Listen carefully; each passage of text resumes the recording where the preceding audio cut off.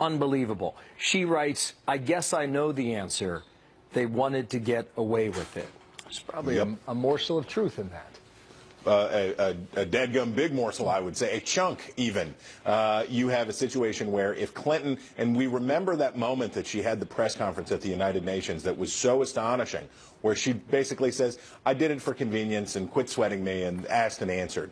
If they would have done the right thing and not been so arrogant, if they would have come out earlier and said, you know what, we've been asked for these records, and as it turns out, we made a serious error in judgment, there would have been a huge firestorm over it. It would have been enormous. But then you know what would have happened? It would have faded over time. Instead, because of that arrogance, they are dealing with this even still today. All right, now, President Obama is accused by some of lying.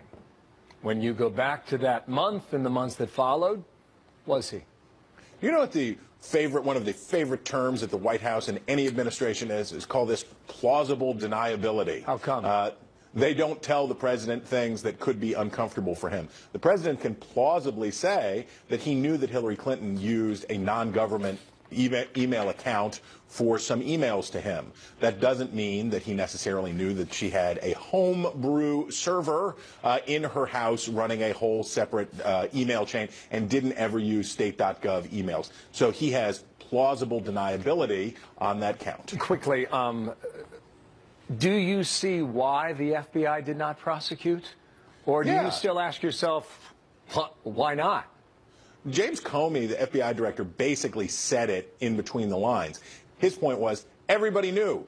If the first defense witness in this prosecution would be who? The President of the United States, followed by the Secretary of Defense, followed by the head of the NSA, followed by a who's who of the Obama administration, and across the national security apparatus of the federal government, because everybody knew they let her get away with it. And at the end, you can't come back in and say, well, you let her get away with it for years, but now we're going to prosecute her for it. The chief magistrate of the United States knew about it and let her get away. This can be debated. Okay, now, plausible deniability. We're looking for that every day. A little bit of redemption, sir. The Reverend. You know it. Chris Starwell, see you soon. Moffat. Bye, brother. So Donald Trump chewing over all of this as well and seizing on the latest in this email mess that hits both Clinton. He hit both Clinton and President Obama really during a rally yesterday in Florida. Watch this. In other words, Mills was saying Obama, he had to know that Hillary was using an illegal server, but he claimed otherwise. So that means Obama is now into the act. He didn't want to get caught up in the big lie. So Trump has a very busy schedule today. Senior national correspondent John Roberts following all that live from Washington. Good morning to you, John. Good morning to you, Martha. We begin in Washington today, where Donald Trump is celebrating his latest accomplishment. The old post office on Pennsylvania Avenue has been retrofitted with Trump gold and is officially opening today as the Trump International Hotel. Why is this significant? Because Donald Trump likes to use this as an illustration of what he would do should he become president, start running the country, saying that he finished this project a year early and under budget and would like to do that with a lot of the federal programs, beginning with Obamacare, which he took aim at yesterday after the Obama administration came out and finally acknowledged that people who are enrolled in Obamacare will be looking at double-digit increases in their premiums in the next year. At a big rally in Tallahassee, Florida last night, here's what Donald Trump had to say about that. Everybody's going to be going up like that. They gave a number of 25% average. They know that's not true. They wanted to try and get out of, get in front. They know that's not true. It's much more. You're going to have 60, 70, 80, 90% increases in Obamacare. We're going to repeal it, and we're going to replace it, and we're going to get you great, great health care at a fraction of the cost. Donald Trump said in his speech at Gettysburg last Saturday that as part of his 100-day plan, his contract for the American voter, should he be fortunate enough to win the Oval Office, the moment that he walks in the door there, he will begin the process of repealing and replacing Obamacare, saying Hillary Clinton would leave it like it is. President Obama described Obamacare as kind of a starter home. Donald Trump sees it more like Tom Hanks' infamous money pit. Martha? So, John, what do you make of these reports, based on your reporting, that the Trump campaign is done with fundraising, in particular fundraising that would be channeled to the party? A lot of people jumping on this news today saying that it indicates something about where they believe this race is going. What do you know? Well, first of all, what I'm hearing from the campaign is that is not true at all. What is true is that Donald Trump will not be headlining any more big money fundraisers. But after tonight, neither will Hillary Clinton. But they are still going to continue to raise money. Donald Jr. is going to be going out there hosting fundraisers. Reince Priebus, the chairman of the RNC, will be doing that. The RNC told me last night that a lot of the big money is already gone, so they'll be looking for sort of smaller donations, still large, and then of course they'll be continuing with their online and direct mail fundraising, which they say is going gangbusters. But both campaigns, after tonight, neither one of the candidates will be out there at those big money fundraisers. So I think this thing got a little bit overwritten, and I do know that Donald Trump's fundraising chairman, Steve Mnuchin, might not have quite characterized it accurately when he was talking to a reporter from the Washington Post. Martha? Interesting. John, thank you very much. I get up every morning, I about got to turn on the television with a stick. You know what I'm talking about? I mean, yeah.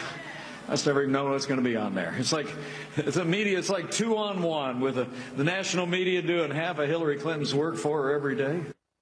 Don't know how long that stick is, but Mike Pence saying the news outlets are not giving his guy a fair shake. This is We Get a New report from the Media Research Center, finding Trump coverage of the 3 broadcast nightly newscasts over the past 3 months has been hostile toward Donald Trump 91% of the time. Now, Mike Huckabee knows the media very well. Former governor of Arkansas, Fox News contributor, Trump supporter, and good day to you, sir, and thanks for coming back. What do you think of the report first on its face? The number seems extremely high. Defend it. I mean, it's breathtaking, but I don't doubt it. I mean, if you just watch the mainstream media, that's what you see. It's all Donald Trump all the time, and it's all negative. And so, you know, the Media Research Center, what they do, they analyze the total number of minutes that's given, what the anchors say, what the guests say, what the commentators say. They add it up. It's a pretty fair analysis. And 91% of the time, they're speaking negatively about Donald Trump. And it may explain why right now the confidence of the American people in the news media is so much even below Congress. I mean, the media has become about as popular as a whole gang of cockroaches in your kitchen these days. That's pretty low. That's It's pretty accurate, crawling Bill. around the tile. Now listen, the comparison to coverage over Clinton's server is not even close. I grant you that. But some of this stuff is coming from Trump anyway, by either the events of the day or something he has said or something from the past. Look, I'll be the first to tell you that I think sometimes Donald Trump buries his own lead, to use a journalistic term. At Gettysburg the other day, I thought that, you know, he missed an opportunity to focus solely on his reforms by even bringing up the potential lawsuit. Well, as soon as he said that, I said, there's your Sunday talk show headline right there. That's what they're going to be talking about, and sure enough, it was. But that aside, I mean, there's no doubt but that the media will take any and everything that is negative toward Donald Trump, and they will blow it up like it's the 4th of July. But when it comes to taking a look at Hillary Clinton and things that really matter, things like coordinating with her PAC, things like talking about she hopes for open borders and ultimate globalism, the fact that she destroyed evidence. My gosh, Bill, we've got a 4-star Marine general who's going to go to prison for doing less than what Hillary has done. He gave some classified information to some reporters, lied to the FBI. Hillary lied to Congress. She tore up classified evidence. She, destroyed evidence that was under subpoena, for heaven's sakes. And, you know, this guy's going to go to the big house. She wants to go to the White House. Americans are sick of the fact that the Clintons play by a totally different set of rules than the great unwashed that they seem to have such contempt I will for. grant you the comment about the first 100 days on Saturday, and probably it would have been wise to leave that alone. You look at the last debate last Wednesday in Las Vegas. You know, I did 90 minutes of a lot of issues and a lot of topics, and the one story that people want to talk about was whether or not the election was rigged. And he could have avoided that, Governor, by not going there, or by finessing it in the following way. If this election's close, I'm not going to give in. Do you think Al Gore should have done it in 2000? You think George W. Bush should have done it? You know, it's always easier to look back and say, gee, this is what I should have done. And having been on the debate stage many times, I'm always better after the debate at what I should have said. So I get that. But even so, there was substantive issues, not only in the debate, And I thought that, you know, to make a big deal of what he said, in the manner in which he said it, was really a little bit of overreach on the part of the media anyway. I mean, they didn't hold the fact that John Kerry, after the 2004 election, said that, you know, the results weren't fair. Of course, the big example being 2000, the Al Gore-George Bush race. You know, Barack Obama in 2008 talked about a rigged election, how he wasn't sure it was going to be fair because he thought Hillary might rig it. So this is not all that big a headline, but people treated it as if he had, you know, just stomped on the Constitution or something. Let's get to one more point here, and that's the issues, because they're largely absent. There's a media critic, television columnist, Andrew Tyndall, and he notes that issues on the nightly news, going back to the study, in his words, have been virtually non-existent. I saw some anecdotal evidence out of Ohio earlier today suggesting turnout there was already low. And that could be the result in 13 days. A low turnout in a campaign that's been about personality and not the issues, Governor. If it's low turnout, I think that's bad for Hillary, because I'm convinced, Bill, that Trump supporters are going to go to the polls. If it rains 16 inches, they're going to swim right through the rainwater to get there. But look at the difference between the rallies that Trump is holding and the intensity of his voters. They'll stand in line for 8 hours to maybe, and maybe not, even get in the building. Hillary's rallies, I mean, good grief, they got to pump oxygen in the room to keep them awake. And the numbers are low. I mean, Tim Kaine had 30 people show up. That's a very interesting point. But in your experience, you know rallies and numbers. Do they translate to votes? So give you the last word there. Go. Well, here's what I do know. Traveling on planes and being in hotel lobbies about 5 days a week, everywhere I go, the intensity level for Donald Trump is just extraordinary. And what I see happening is people who will not tell a pollster, they will not tell a news reporter how they're going to vote, but they will lean over and whisper, and I'm talking about waiters and Uber drivers and all kinds of people who will say, I'm voting for Donald Trump. They're very passionate about it, but they won't even tell their own families because it creates such a fight with some of their friends and relatives. But I think what we're going to see is what we saw in Great Britain during the Brexit vote. I was there when that happened, and it shocked everybody except the people on the street. Wow. I'll take that as a prediction. Governor, thank you. Mike Huckabee there in Florida. Fair enough. Thank you, sir, for coming back today. We'll talk real soon. Thanks. Washington field office. So it goes on and on. Brad Blakeman joins us now. He served as Deputy Assistant to President George W. Bush. Jessica Tarlov is a Democratic pollster and senior political strategist at Schoen Consulting. Welcome to both of you. Good morning. You know, I guess the reason to look back at that list is because if Hillary Clinton wins this election, no doubt we will find ourselves back in the kind of situation that we were in the last time the Clintons were in the White House, where you have just investigation after investigation after investigation, Brad. There's no doubt about it. And Hillary Clinton, if she is the president, is not going to have a honeymoon. It's going to be a hangover, because there are a lot of scandals that have yet to be investigated as part of the oversight of the Congress. So, you know, we're going to start where we left off with Hillary Clinton, and that's the sad part. And then the Clintons are prone to scandal anyway in their governance. So, in my opinion, the Bonnie and Clyde of political politics would be back in the White House and keep the Congress busy with investigation after investigation. I mean, starting with the most recent, Jessica, there's no doubt, regardless of the outcome of this election, that somebody is going to have to look into the FBI's investigation into the Hillary Clinton matter, because the more we learn about it, the more it looks like the fix was in, that there was never going to be an indictment, and that perhaps Terry McAuliffe made a very large donation to the spouse of an FBI higher up, perhaps in order to make sure that that didn't happen. Well, the timing of that doesn't really add up with him influencing the investigation. Terry McAuliffe made the donation in March of 2015. The probe started July 2015. All right, let me ask you a question about that, Jessica. Let's just assume for a moment that you're running for office, okay, and that your husband is involved in an investigation. So you get the money. Hold on. You get the money into your coffers, right? You lose the election. Then your husband comes home and says, "Oh, guess what? So I'm now in charge of this Hillary Clinton email investigation." Wouldn't you say to him, gee, given that donation, don't you think you better recuse yourself? That conversation, I understand. I was just highlighting the timing of it. I understand completely what you're saying and what Brad is saying. And yes, there were a lot of scandals in the 1990s, and I'm sure Jason Chaffetz is chomping at the bit to continue with this. There were also a lot of scandals in the Bush years, and unfortunately, I think that we do have a D.C. corruption problem, and that goes across for both parties, and certainly doesn't exclude Donald Trump, even though he wasn't a politician until a year and a half ago. So I do understand the concerns. This is something that has certainly hurt Hillary Clinton's numbers. But if we look at the polls right now, it looks like she's going to be the president, and that people will have to be tough about these issues, more transparent, and following up on them. Yeah, I mean, you know, you look back at this FBI situation, the more we learn about it, the more troubling on so many levels it becomes. You know, when you realize that there was no grand jury investigation, and you now learn about the president's awareness that she was sending him emails that did not say state.gov on them, and there was 2,000 classified emails that went back and forth from her home server in Chappaqua, some of which may and probably did, according to the Cheryl Mills email, include the president on here. So why, Brad, was there never, it appears, a serious investigation into how this information became so exposed?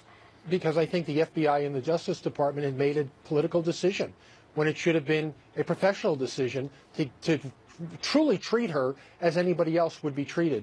But look, the FBI said she'll never be tried in a court of law. The Justice Department concurred, and now she's going to be tried in the court of public opinion. And if she becomes the president, she'll be the most damaged president coming into presidency, because not only is the past scandals going to hurt her, but she's going to have a problem governing in this environment. So this is all self-created. The Clintons brought this upon themselves, and the government did not do their duty. Yeah. And what about the complicit nature of the media in that, Jessica? The fact that these stories have not been laid out in the kind of detail that allows people to really understand. You know, if the FBI decided not to indict someone before they really did a thorough investigation, and that's what a lot of people believe may have happened here. That is a serious undermining of the American system of justice, is it not? It is a serious undermining of the American system of justice. Obviously, James Comey would say that they did do a thorough investigation. And there are a lot of people out there who do agree with him, who say that they wouldn't have recommended to indict. People who've been in that position. But what I would say is that I understand these concerns, and I think it's something that's going to be a tough challenge for Hillary Clinton going forward. I would say that, you know, if we look at her margin of win, if she does win, and if she does have a clear mandate, you know, over 50%, et cetera, then I think that she's going to have a lot to work with. There are Republicans like Johnny Isakson who have spoken out about their ability to work with her and how bipartisan she was when she was in the Senate. So I'm hopeful looking forward. It's not like a lot of people are excited to work with Donald Trump. So we have to see what happens, but I do understand these concerns completely. Oh, they're not going to go away, unfortunately. Jessica and Brad, thank you very much. Thanks, Mark. Well, stand by now. Hang on. That's a tease. We're going to win the state of Florida. We're going to win back the White House. We are going to win Florida. And by the way, the lines at the voting booths are record. Well, Donald Trump now feeling optimistic. That was him in Florida yesterday. He also told us that Florida is vital, as you well know. What's the true state of the race in the home stretch? Tom Bevan, executive editor, Real Clear Politics. Tom, how you doing? Nice to see you, and welcome back here. I mean, this is what you do for a living, so chew on this one, right? This is Bloomberg, this is Florida, this is today. Trump at 45, Clinton 43, four-way race. What do you think? Yeah, before I get started, Bill, let me just say I'll take any action you've got going with the Cubs here in Chicago. Okay, so okay. Just want to make that clear. Let's 10-4 on that. You got it. Yeah, no, good news for Trump this morning. This Bloomberg poll shows him up 2 points in Florida. It is crucial for him to have any chance of getting to 270. He's got to win. He's got to win Florida and a couple of other states. He's now closed the gap in our Real Clear Politics average in Florida to under 2%. It's Clinton's lead there is 1.6 percentage points if you include the other polls. So we've seen this race tighten in the last couple of days. Our national average is now under 5 points as well. So he's not completely out of it yet with a couple weeks to go. He's still behind the 8 ball, and he's still trailing in a lot of these key battlegrounds. Okay, this is the electoral map from 12 years ago, all right? Republicans in red, Democrats in blue. That was Bush and Kerry. This is the map in 2008. With Obama beating McCain. This is the map 4 years ago. And 4 years ago in Florida, when you think about the importance of 29 electoral votes, Tom, I think even the Trump team would admit you can't win the White House unless you win Florida at 29, right? Obama won the state with about 50,000 raw votes. Very close 4 years ago. He did much better against McCain 4 years prior to that. It was a margin of about 200,000 votes. You look at the schedule so far, Tom, this week. Hillary Clinton had an event there yesterday in Florida, again today. Trump was there with 5 events in the past 2 days. You can see now, when they look at the map, he either wins Florida and keeps his hopes alive, or that's where she blocks. Go. No, that's exactly right. And they both got their strategies in Florida. Hillary Clinton's in Miami. She's in the South. She wants to run up the score there. Donald Trump's in the North, trying to run up his score with voters in the Panhandle. And also, they're both battling over the Orlando, Tampa, Hillsborough County area, that I-4 corridor. This is traditionally how the state splits. That's why you saw Trump in Tampa the other day, just the other day with like 20,000 people. They think they're ahead there, but it's going to be close. It's going to be. I think Florida is going to be very, very close, and it is crucial. I mean, yeah. As I said, Trump can't win without it. Hillary can, but Trump cannot. Yeah, she can. You're right about that. We crunch the numbers every day. We average the polls, and this is what we did yesterday on our scorecard here. We moved Iowa from a lean Republican to a toss-up. We took Indiana from a solid red to a lean red, lean Republican, and that congressional district in Maine went from a lean Republican to a toss-up as well. Does that square with where you are? I think we have, pretty much. We've got Iowa. I think Trump's lead there is about 4.5 points. Haven't had a whole lot of new polling out of Iowa. Would love to see some more there. I think the Maine district was leaning for Trump, but now might have slipped a little bit as he's lost ground in some of these other states. So that's roughly where we have it. Again, he's trailing and needs to close the gap here in the final couple of weeks. There are some indications that might be happening, but we still got a long way to go, and looking for a lot more data to sort of confirm that. Right. Another big story will be balance of power, Tom, and that's the Senate right now, 54 Republican, 46 Dem. 2 of those are independents. They caucus with the Democrats. Back to that Bloomberg poll in Florida. Rubio has a 10-point lead in Florida. Yeah, that was an eye-popping number. A lot of other polls had that race a lot closer. Democrats have been they've been having this internal discussion about whether to pour resources in there or let that race go. This poll might actually give the upper hand to the folks who think that race is now gone, but we'll see. I mean, Rubio he needs to hold on to that if Republicans want to have a chance of holding on to the Senate, and he seems to be in good shape, at least as of right now. 10 points is a lot in a race like this. Yeah. Tom Bevan, thank you very much out of Chicago. Good luck to your Cubbies, my friend. All right, go Cubs. Thanks. All right, you're going to enjoy this series there. Sounds up on that ongoing manhunt later this hour. In the meantime, there are brand new revelations that show a frantic Clinton campaign struggling to come up with an acceptable explanation for Hillary Clinton's use of her private email server. And their first reaction says a lot about what they really thought about this, although she seemed to shrug it off when she first came out and spoke about it that day at the UN. Lot to dig into here. Welcome, everybody. Brand new hour of America's Newsroom. I'm Martha McCallum. And I'm Bill Hemmer. Good morning. WikiLeaks also revealing the Clinton campaign was sounding alarms after the president said this about the private server on CBS. Mr. President, when did you first learn that Hillary Clinton used an email system outside the U.S. government for official business while she was Secretary of State? The same time everybody else learned it through news reports. So from the very beginning, this is what we're learning. Clinton advisor Philip Raines admitting, quote, there is just no good answer. We need to gut through the process phase, get them all out there, and let the content do the talking. End quote. Ed Henry's going to do the talking right now to D.C. Ed, good morning to you. We know the president's account is being challenged, but just in the last few minutes, there is a new email suggesting that Clinton's own advisors knew privately this was far worse than they let on. What have you learned? Yeah, and you just alluded to it. Look, this is breaking this hour. This is now round 19 of John Podesta's emails put out there by WikiLeaks. Significant, the one you just mentioned from Philippe Reines, March 7th, 2015. That date is so significant. It's 3 days before Hillary Clinton finally addressed the media at the United Nations. And what did she say then? She said, this is no big deal. This was a matter of convenience. I just wanted one device. The server is being blown out of proportion. Everything is fine. It was safe. It was secure. And Philippe Reines was by her side at the State Department, now an outside advisor to the campaign. And he is saying just the opposite in private. There is just no good answer. And you know who also believed that? Cheryl Mills. The same day, in fact, and when we cross-reference this, March 7th, 2015, she sees or hears about that interview with the president on CBS you just mentioned, and she reads the president's interview and suggests that this is wrong. She fires off an email declaring, quote, we need to clean this up.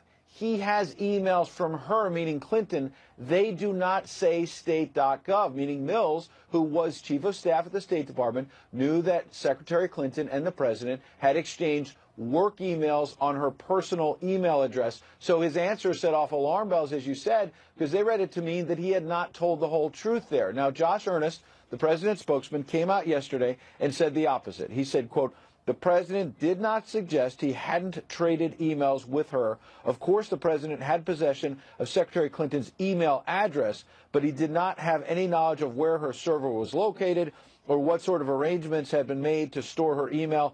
That from White House Press Secretary Josh Earnest. So he's splitting that, saying he was answering a question about the email address, about the server, not about the email address. Look, the very bottom line is, if he knew it was a personal email address, didn't know about the server, here is the President of the United States, the Commander-in-Chief, trading emails with his Secretary of State. He doesn't know whether it's a secure server or not, number one. And number two, some of these emails we learned from another John Podesta email, remember, are now been claimed under executive privilege, so we may never see. Does this come back to server email? Is that the difference? Is it was, were? I mean, right. Whether is that he where was this is going? Yeah, Bill Plant's question, a very good one, was when did you first learn about the email system? So he didn't say address and he didn't say server. The president decided to answer, I didn't know about, I learned about it from news reports, and his spokesman is choosing he meant learned about the server, not the email address. So you're right, it's sort of splitting hairs maybe, but the very bottom line is another email from John Podesta. He called all of this in private a hot mess. That's probably the most accurate description. I would agree with that. Thank you very much. Ed Henry, get back to work there. More headlines. We'll come back to you, okay? Thank you, Ed. Here's Martha. All right, so clearly all of this raises new questions about President Obama's knowledge of Hillary Clinton's email situation, as it was put. As we've been hearing, the Clinton campaign knew from the start that they had a problem with all of this, no matter how unworried she appeared to be when she was in public. Steve Hayes, a senior writer for the Weekly Standard and a Fox News contributor. Steve, good morning to you. Good morning, Martha. Let's look at a quote from the Wall Street Journal piece this morning. "We suppose the president wouldn't pay close attention to the email addresses of his cabinet officers, though that lack of state.gov was sure a red flag. The fact that he said he didn't know about the server may also have protected him from an FBI interview." What do you make of that? Yeah, well, I think they're right. I think they're giving the president the benefit of the doubt. And I think there are basically two scenarios here. Either the president lied when he said he didn't know about the private server and her private email address, or the president was telling the truth. If he lied, that was certainly the understanding of the Clinton team as reflected in these Podesta emails. They thought the president had said something that was either false or incorrect, and it's why they panicked, and it's why Cheryl Mills sent an email saying that they had to clean it up. If the president was telling the truth, it raises all sorts of additional questions. I mean, if you take the White House claims at face value that the president just didn't realize that he was emailing with Secretary Clinton on an unsecured server, you have to ask, did the president not see that this was a non-state.gov email address? And if so, didn't that raise any questions about whether his communications with his top foreign policy advisor were secure? If he didn't make that recognition, did he ever ask anybody about whether those communications would be secure? And if not, is he engaged in those kind of communications with anybody else right now? I mean, is he emailing somebody's Gmail address or another unsecure email address as we speak? I mean, we know that John Podesta was concerned about emails that came to and from the president, because he said after the subpoena order came in from Trey Gowdy, they said, well, we have to find out what's in there that's to and from the president, which, as you pointed out last night, Steve, broadcast to everyone, there were decisions being made. Which ones we're going to turn over, which ones we are not going to turn over. No one gave them the authority to make those decisions. No, I think that's exactly right. I mean, look, what we're seeing here in these Podesta emails, again, assuming that the emails that were stolen from John Podesta's account, published by WikiLeaks, are in fact accurate, what we're seeing here is the inside nature of a cover-up. I mean, this is a cover-up. I don't think there's any question about the fact that it's a cover-up. They were attempting to cover up what Secretary Clinton had done with her server, whom she communicated with, the kinds of things she discussed, what emails would be turned over and would not be turned over. It is a glimpse into the inside of a cover-up that we don't normally get to see.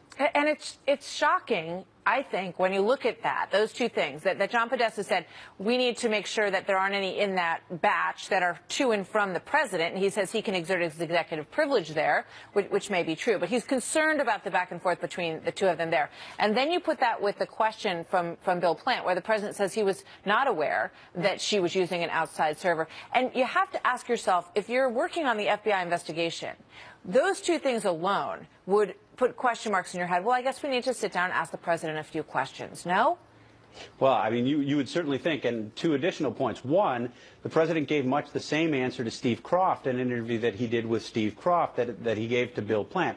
And two, remember, this is only one slice of this cover-up, of this controversy. The other part we saw last week in the release of the FBI 302s, the interview summaries from the FBI, where you had a senior State Department official, Patrick Kennedy, trying to change, pressuring FBI officials into changing classification of emails so as to protect Secretary Clinton.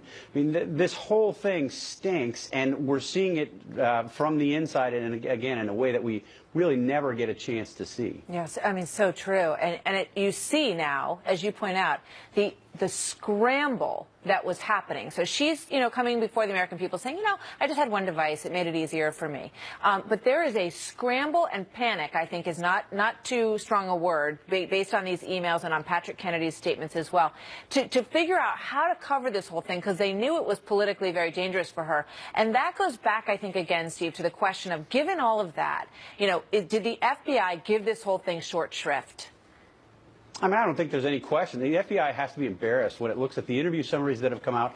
Now we get to see these Podesta emails, and we see how the Clinton team itself was reacting to what they knew was not just likely to be a minor controversy, but a full-blown scandal. I mean, Cheryl Mills doesn't send an email saying we need to clean this up unless she's worried about this becoming a scandal. And it was reflected, I think, as Ed Henry pointed out, 3 days later when Secretary Clinton went out and made her first public statement. I remember discussing it at the time.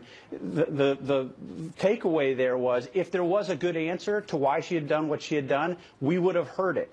And the fact that we didn't ever hear a good answer from Hillary Clinton, and the fact that you can go back now and look at the statements one after another from that press conference that she gave at the United Nations, almost all of which have turned out to be false, suggests just how deep a hole they were in. And I think if you're on the Clinton team right now, you have to be looking around, smiling, saying, I can't believe we got away with this. I mean, can you imagine their relief when she was interviewed on the weekend before the 4th of July for a couple of hours by agents? Jim Comey wasn't even in the room for that interview. And then a couple days later, he comes out and says, OK, that's done. There's nothing there. So there's a lot more. Given what we know, there's more to know in this story, to be sure. No question. Steve, thank you very much. Steve Hayes Thanks, in Martha. Washington. So Obamacare and stopping Hillary's health care takeover is one of the single most important reasons that we must win on November 8th.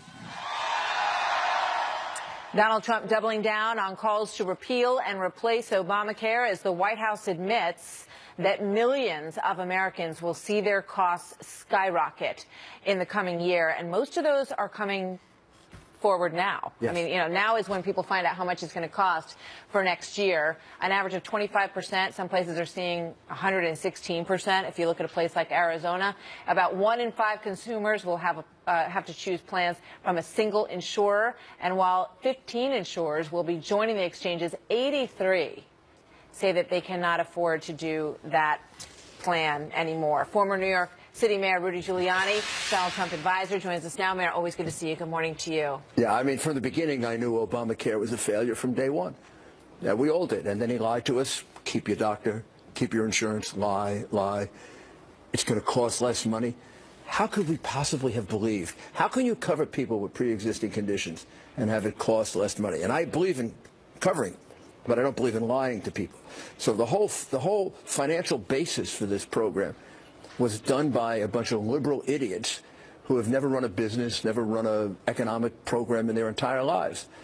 The rollout was incompetent, and now it's a disaster. And what does she want to do? She wants to increase it. She wants to go to single payer, and as she told the Canadian bank, for a fee of $225,000, the fee she tried to keep hidden, she wants to go to, these are her words, not mine, socialized medicine. All right, so now, we're hearing a lot about this from Donald Trump with 13 days to go. There was a very well articulated editorial a month ago from Kim Strassel in the Wall Street Journal saying Donald Trump needs to be 100% on this story. He needs to be out in front of it. He needs to pound it day in, day out. Why didn't he? Well, I know he brought it up, but why didn't he? Bunch of other things to pound during that period of time. Plus, he was playing defense. Plus, you had the WikiLeaks things coming out and the total corruption of the FBI, Justice Department investigation, the revelation that the number 2 guy in the investigation, his wife, got $650,000 in campaign contributions from none other than that $3 bill McAuliffe. We talked to him about that yesterday. So but I'm just saying, like, when you look at a place like Arizona, which should be locked up red state, I agree with you. How is Arizona on the fence, given the border and given health care? It won't be. It won't be on the fence. He's going to win Arizona. When you look at Obamacare, you look at the border, he will win it. It won't be as close as big as it usually has because the Hispanic vote has grown, but the vote is still a secure border and with getting bombed by Obamacare. And you know what? It's left out of the story. The deductibles. It's one thing to say your premium is going to go up 50%. Another thing to say your deductible is going to be $5,000. Which basically means you don't have any health care. Right. Who's going to use it? I don't use the only time I ever used that amount of money for health care is when I had prostate cancer. Other than that, and I'm not a young man, I don't use $5,000 a year in health care. Yeah. So you are making the argument, and others in the Trump camp are making the argument, that the polls are all wrong. That people are going to be shocked that these pollsters, I would imagine, are going to be out of business if they're all wrong. Well, they have been before. Come November 9th. What are you basing that on? Okay. I sat here at Fox, and then I went over to NBC and CBS in 2008, and none other than some of your bosses told me the election was over and the Fox poll showed that Kerry was going to be the president. I was on NBC with Senator Kennedy, and Tom Brokaw and Senator Kennedy were picking the Kerry cabinet. It was over. The exit polls had him winning. They had him winning Pennsylvania by 19 and this one by... And then Ohio happened. And then Ohio happened. I'm sorry. I don't believe in polls. Every election I ever won, I outperformed the polls. Even ones I lost. I was down by 12, I lost by 3. I was down by 4, I won by 4. I was ahead by 12, I won by 18.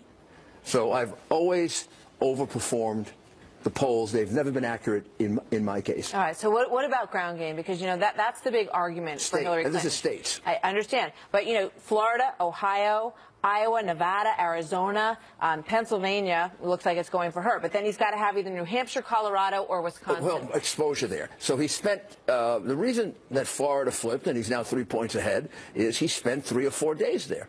He got his message out there. Are there enough days left in this calendar, though, to get to all those states? There's enough time left, and then he's got a couple of surrogates like me, and we'll separate out. I'm going to spend the weekend in New Hampshire. I'm going to actually go from Dallas, where I have to give a speech, to University of North Texas. Why Texas is on the bubble? Oh, I just talked to one of my good friends in Texas who says that's the biggest joke in the world. They can't find... They can't find a Hillary supporter in Texas, or somebody who's willing to be a Hillary supporter in Texas. But I'm going to be in Texas tomorrow. Then I'm going to go to Nevada, Colorado, and come back through New Hampshire.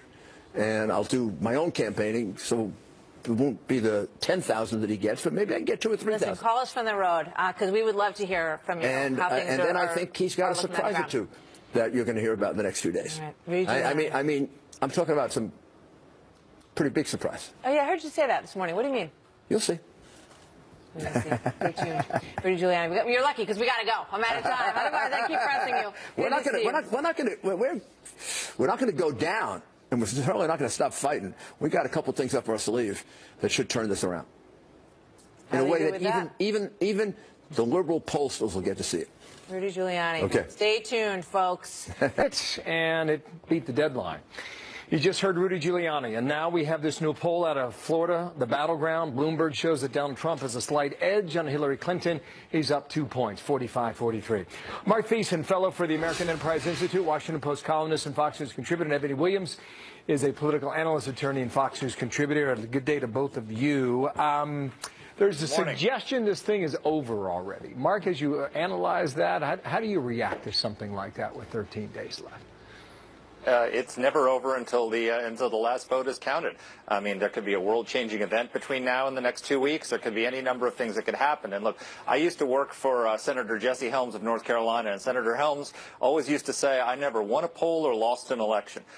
There are a lot of people in North Carolina who would not tell a pollster that they were voting for Jesse Helms, but they ended up voting for him. And it's entirely possible that there is a Helms effect in the Trump polls, that there are a lot of people who are not telling pollsters they're going to support Donald Trump because, especially as these videos are coming out with the groping and other allegations, it's not politically correct to be a Trump supporter, so if you're not part of his hardcore.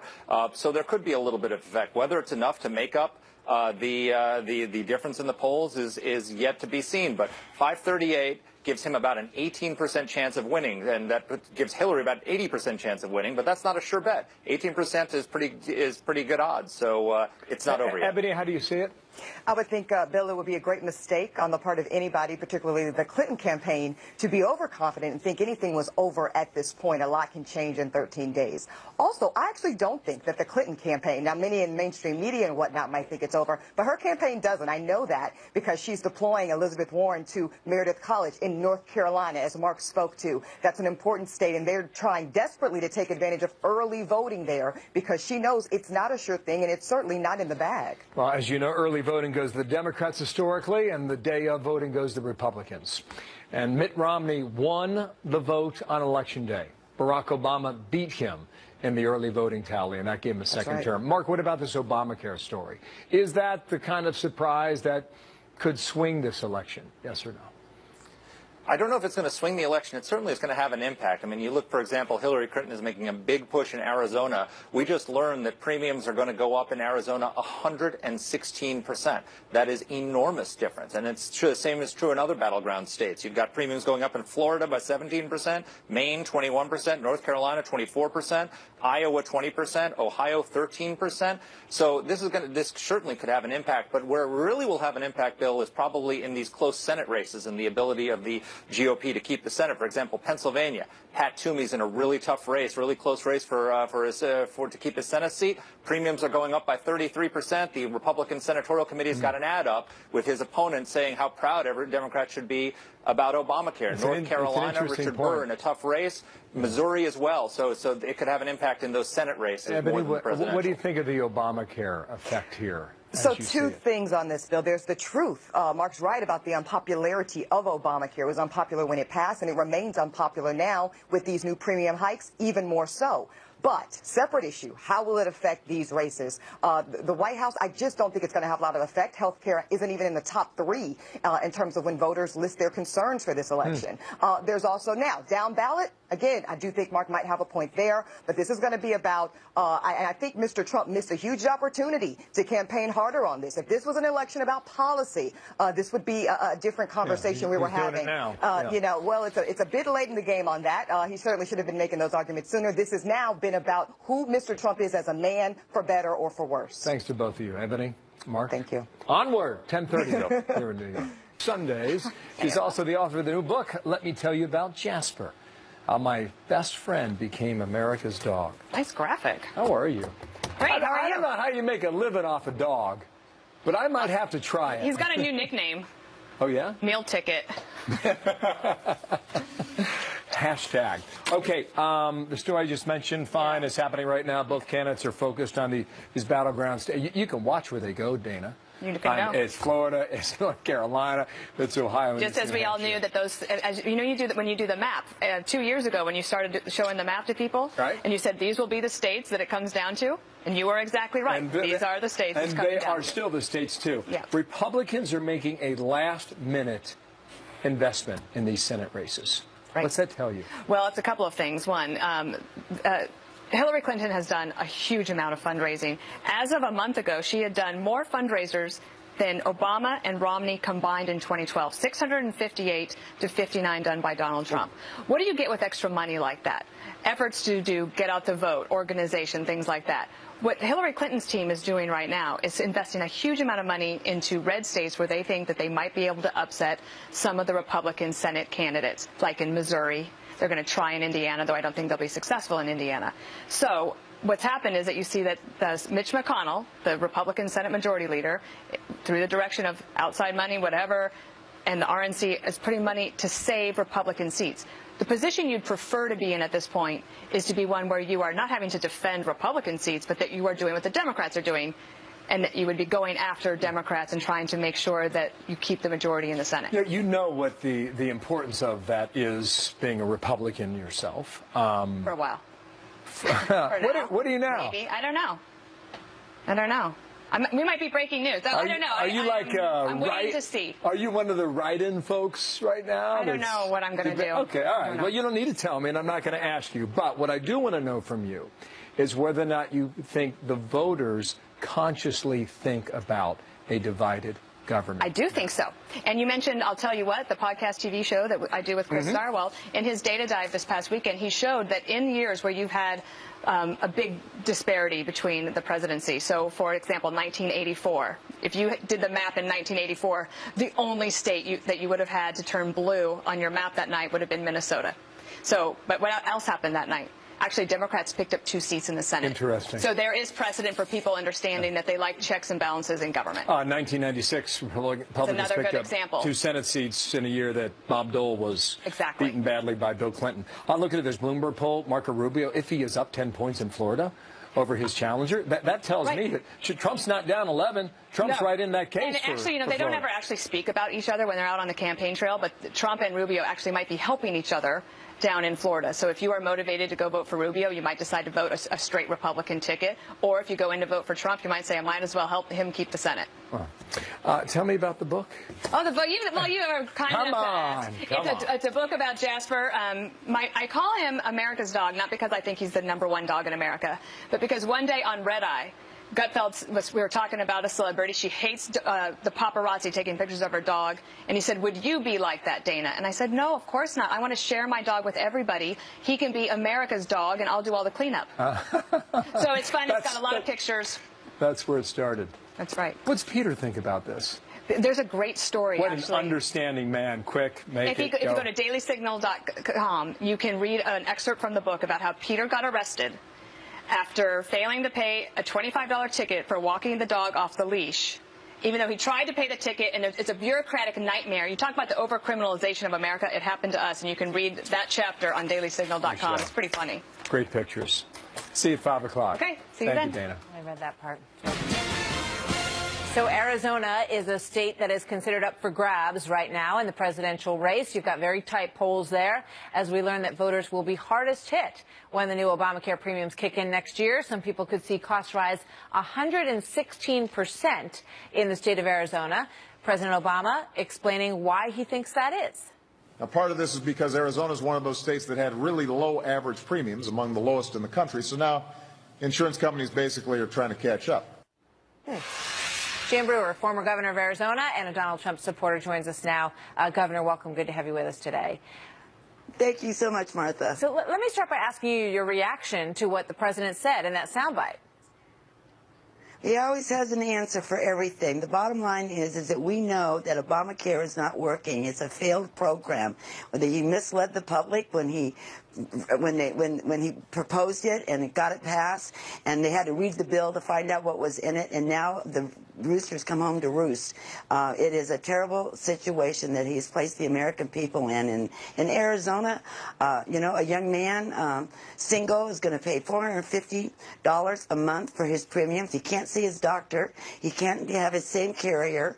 And a family of 4 is going to be almost $1,450 for a family. Now, that is just absolutely outrageous, and I think the public now understands that they weren't telling the truth, and things have really gone askew. All right. You know, let me just ask you about the political scene in Arizona right now, because a lot of people look at the map and they assume that Arizona will be a red state. It generally is a red state, and there's the scorecard. You see it's a toss-up right now, and the latest Monmouth vote has Donald Trump ahead by 1 point, 46-45, and that is well within the margin of error, so that's essentially a tie right now in Arizona.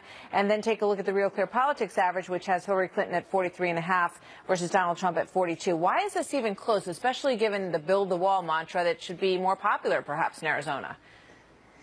It has been a very interesting race, one of which we have never seen before, and I do believe that we will win. We're not taking anything for granted, but I think that the Republicans will come home and the independents will vote appropriately, wanting a change. You know, we're not giving up. We are pushing forward, and Arizona will remain red. It's just a simple fact of the matter. I've had people come up to me that have never, ever voted in an election that are turning out on Election Day or have already cast their ballot. So we feel pretty comfortable. We know it's tight, but, you know, it's not over till it's over. I guess but I don't think the polls are always right either. You know, why is it so tight? That's the question. Well, this election, Martha, has just been extremely just misrepresented, I think. The stories haven't really been told and said the way that they have happened. Is that the candidate's fault? I think some of it's the candidate's fault. I think some of it's the left-wing media's fault. Some people not paying attention, confusion. But I think people are digging in now and they're understanding the situation our country is in. They want jobs. They want our economy turned around. They want their taxes lowered. They want our borders secured. They want their families safe. And I think that's the message that Donald Trump has been saying and giving. Fortunately, not getting the coverage that he should have had in regards to all of that. But now I think the voting public understands that we need to change. We need to take America back again and make it great. He has a huge gap with women voters. You know, is 13 days enough to change that trajectory and some of those ideas that have become pretty ingrained? Well, I think that, you know, the last 13 days, the last 12 days, there's always time. And this, again, has been a race like we've never seen before. And I think that people will go to the polls and vote for what's right for their country and for their families. And what's important to their families are jobs and the economy and reduction in taxes and health care and our security. Again, Martha, security is really, really important to everyone, not just Republicans and Democrats, but they want to be safe. 60, 70, 80, 90% increases in Obamacare. We're going to repeal it, and we're going to replace it, and we're going to get you great, great health care at a fraction of the cost. Donald Trump said in his speech at Gettysburg last Saturday that as part of his 100-day plan, his contract for the American voter, should he be fortunate enough to win the Oval Office, the moment that he walks in the door there, he will begin the process of repealing and replacing Obamacare, saying Hillary Clinton would leave it like it is. President Obama described Obamacare as kind of a starter home. Donald Trump sees it more like Tom Hanks' infamous money pit. Martha? So, John, what do you make of these reports, based on your reporting, that the Trump campaign is done with fundraising, in particular fundraising that would be channeled to the party? A lot of people jumping on this news today saying that it indicates something about where they believe this race is going. What do you know? Well, first of all, what I'm hearing from the campaign is that that is not true at all. What is true is that Donald Trump will not be headlining any more big money fundraisers. But after tonight, neither will Hillary Clinton. But they are still going to continue to raise money. Donald Jr. is going to be going out there hosting fundraisers. Reince Priebus, the chairman of the RNC, will be doing that. The RNC told me last night that a lot of the big money House running a whole separate email chain and didn't ever use state.gov emails. So he has plausible deniability on that count. Quickly, do you see why the FBI did not prosecute? Or do you still ask yourself, why not? James Comey, the FBI director, basically said it in between the lines. His point was, everybody knew. If the first defense witness in this prosecution would be who? The President of the United States, followed by the Secretary of Defense, followed by the head of the NSA, followed by a who's who of the Obama administration, and across the national security apparatus of the federal government, because everybody knew they let her get away with it. And at the end, you can't come back in and say, well, you let her get away with it for years, but now we're going to prosecute her for it. The chief magistrate of the United States knew about it and let her get away. This can be debated. Okay, now plausible deniability. We're looking for that every day. A little bit of redemption, sir. The Reverend. You know it. Chris Starwell, see you soon. Martha. Bye, brother. So Donald Trump chewing over all of this as well and seizing on the latest in this email mess that hits both Clinton. He hit both Clinton and President Obama really during a rally yesterday in Florida. Watch this. In other words, Mills was saying Obama, he had to know that Hillary was using an illegal server. but he claimed otherwise. So that means Obama is now into the act. He didn't want to get caught up in the big lie. So Trump has a very busy schedule today. Senior national correspondent John Roberts following all that live from Washington. Good morning to you, John. Good morning to you, Martha. We begin in Washington today, where Donald Trump is celebrating his latest accomplishment. The old post office on Pennsylvania Avenue has been retrofitted with Trump gold and is officially opening today as the Trump International Hotel. Why is this significant? Because Donald Trump likes to use this as an illustration of what he would do should he become president, start running the country, saying that he finished this project a year early and under budget, and would like to do that with a lot of the federal programs, beginning with Obamacare, which he took aim at yesterday after the Obama administration came out and finally acknowledged that people who are enrolled in Obamacare will be looking at double-digit increases in their premiums in the next year. At a big rally in Tallahassee, Florida last night, here's what Donald Trump had to say about that. Everybody's going to be going up like that. They gave a number of 25% average. They know that's not true. They wanted to try and get out of, get in front. They know that's not true. It's much more. You're going to have... Unbelievable. She writes, I guess I know the answer. They wanted to get away with it. There's probably a morsel of truth in that. A dadgum big morsel, I would say, a chunk even. You have a situation where if Clinton, and we remember that moment that she had the press conference at the United Nations that was so astonishing, where she basically says, I did it for convenience and quit sweating me, and asked and answered. If they would have done the right thing and not been so arrogant, if they would have come out earlier and said, you know what, we've been asked for these records, and as it turns out, we made a serious error in judgment, there would have been a huge firestorm over it. It would have been enormous. But then you know what would have happened? It would have faded over time. Instead, because of that arrogance, they are dealing with this even still today. All right, now, President Obama is accused by some of lying. When you go back to that month and the months that followed, was he? You know what one of the favorite terms at the White House and any administration is called this plausible deniability. How come? They don't tell the president things that could be uncomfortable for him. The president can plausibly say that he knew that Hillary Clinton used a non-government email account for some emails to him. That doesn't mean that he necessarily knew that she had a homebrew server in her house. Is already gone, so they'll be looking for sort of smaller donations, still large, and then of course they'll be continuing with their online and direct mail fundraising, which they say is going gangbusters. But both campaigns, after tonight, neither one of the candidates will be out there at those big money fundraisers. So I think this thing got a little bit overwritten, and I do know that Donald Trump's fundraising chairman, Steve Mnuchin, might not have quite characterized it accurately when he was talking to a reporter from the Washington Post. Martha? Interesting. John, thank you very much. I get up every morning, I about got to turn on the television with a stick. You know what I'm talking about? I mean, yeah. I just never even know what's going to be on there. It's like the media. It's like 2-on-1 with the national media doing half of Hillary Clinton's work for her every day. Don't know how long that stick is, but Mike Pence saying the news outlets are not giving his guy a fair shake. This is we get a new report from the Media Research Center, finding Trump coverage of the 3 broadcast nightly newscasts over the past 3 months has been hostile toward Donald Trump 91% of the time. Now, Mike Huckabee knows the media very well. Former governor of Arkansas, Fox News contributor, Trump supporter, and good day to you, sir, and thanks for coming back. What do you think of the report?